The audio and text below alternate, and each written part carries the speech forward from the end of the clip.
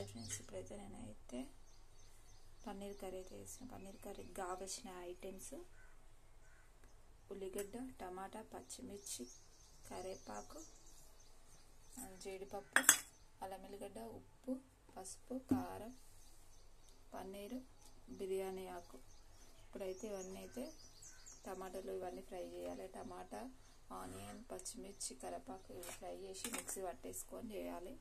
చూపిస్తా ఫ్రెండ్స్. నేనైతే జీడిపప్పు వేసిన, మిరపకాయలు వేసిన.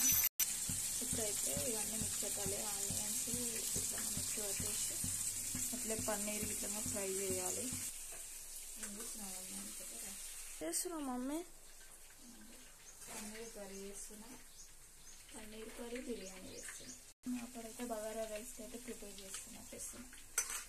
ఇంకో కారం, గరం మసాలా, ధనియాల పౌడర్, సాల్ట్ వేసి ఇప్పుడైతే కలుపుతున్నా.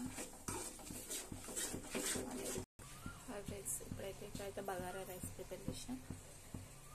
ఇక్కడైతే పన్నీర్ కర్రీ రెడీ చేసినాం. ఈరోజు అయితే మాది పన్నీర్ కర్రీ, బగారా రైస్. మీరు ఏం చేసుకోరో కామెంట్ బాక్స్లో కామెంట్ చేయండి ఫ్రెండ్స్.